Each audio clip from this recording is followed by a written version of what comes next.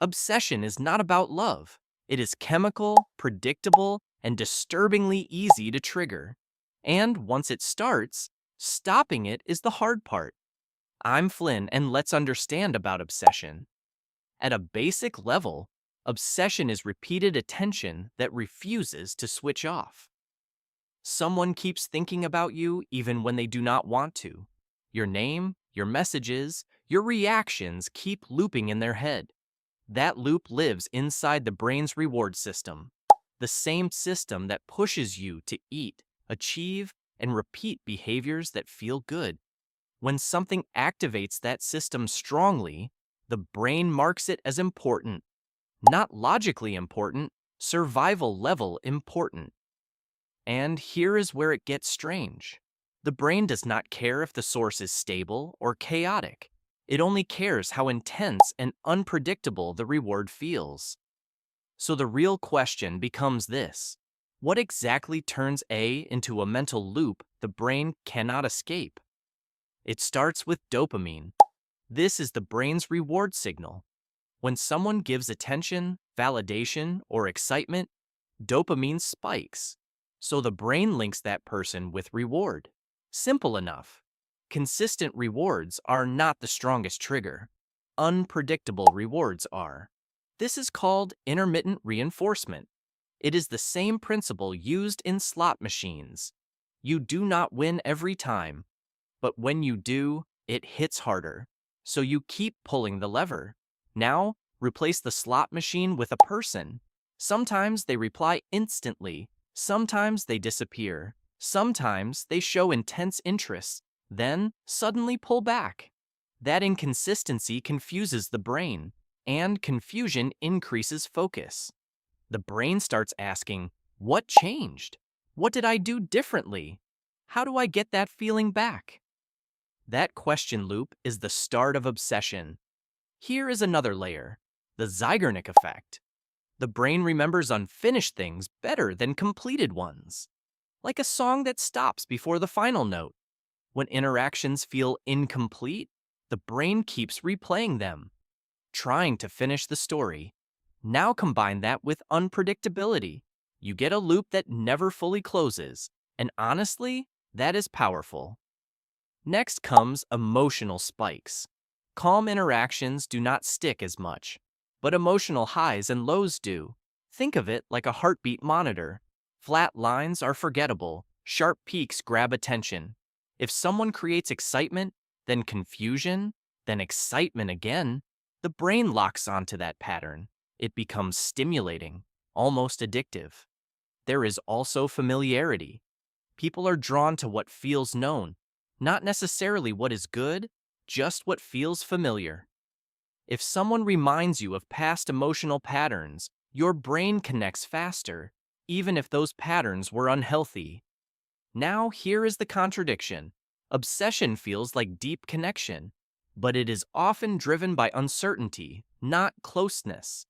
The less stable the interaction, the stronger the mental grip can become, which is the opposite of what we expect. You would think stability creates attachment, but instability often creates obsession. If others seem interested in someone, your brain increases their value. It is a shortcut. If many people want this, it must be important. So attention multiplies attention. And then comes the final twist. The brain does not separate emotional pain from importance.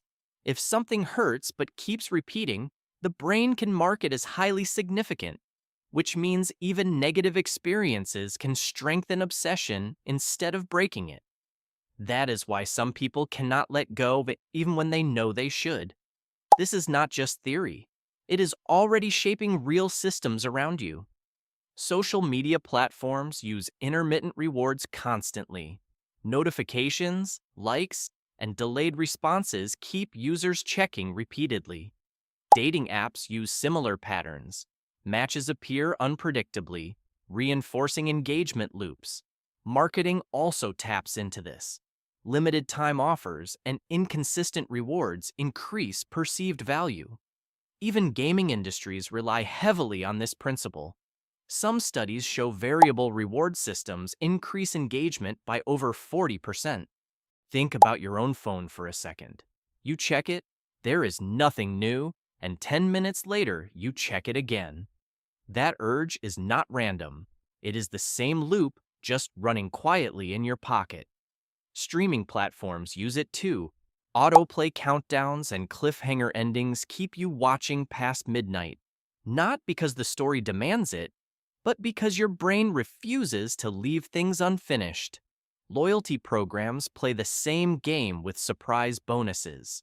You never know exactly when the reward will show up, so you keep coming back just to check. And it is not only apps and platforms. A friend who is warm one day and distant the next. A boss who praises you, then ignores you for weeks. Your brain treats all of it the same way.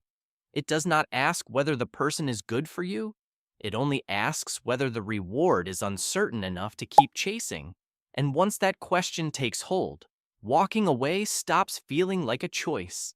It starts to feel like withdrawal. That is not small. It means behavior can be guided at scale. From an evolutionary perspective, this makes sense.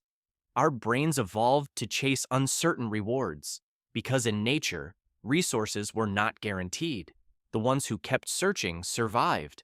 So the same system that helped humans adapt now makes us vulnerable to psychological loops, especially in modern environments designed to trigger them constantly.